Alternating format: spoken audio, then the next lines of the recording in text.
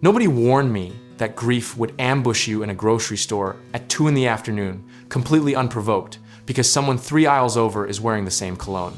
That's the thing about losing someone. You brace for the funeral, you brace for the first holidays, but nobody hands you a manual that says, by the way, Old Spice is going to destroy you on a random Tuesday.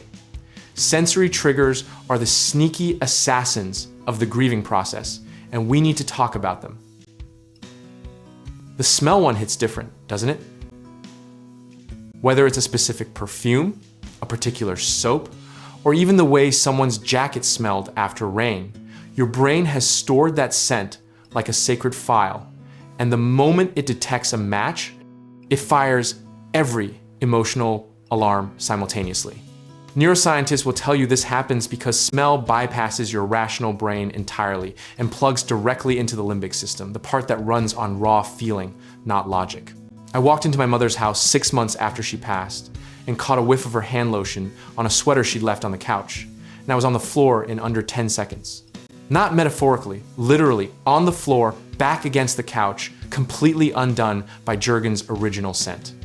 The practical thing I do now is keep a small container of that lotion, and when I feel ready, I open it intentionally on my terms, which slowly teaches my nervous system that the smell doesn't have to mean emergency. Then there are songs. Music is basically an emotional time machine wearing a guitar, and your brain encodes the song that was playing during significant moments with terrifying precision. I was driving on the highway when Landslide by Fleetwood Mac came on shuffle, and I had to pull over because I genuinely could not see through what was happening to my face. That song played at the reception, and I hadn't consciously connected it until that exact moment, doing 70 miles an hour. The practical move here is building what I call a known minefield playlist.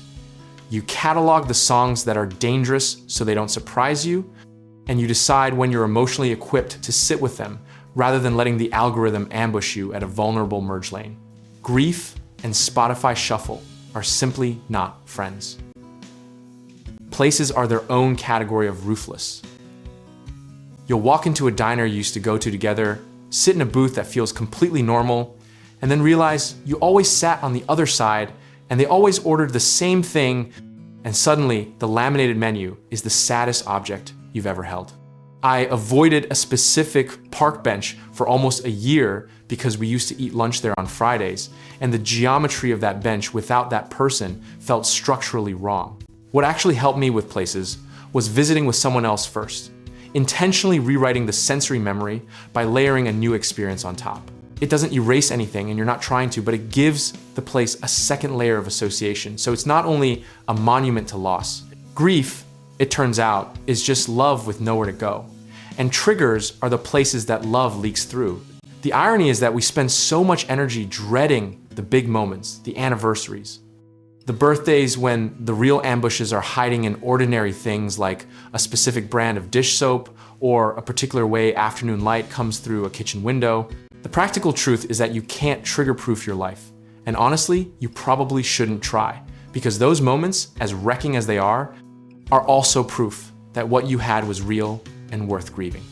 Discipline here looks like building a small toolkit, a person you can call, a breathing pattern you practice before you need it, and the quiet permission to fall apart for 5 minutes and then keep going. And if this kind of honest, unfiltered conversation is what you're looking for, subscribe and check out all our other topics.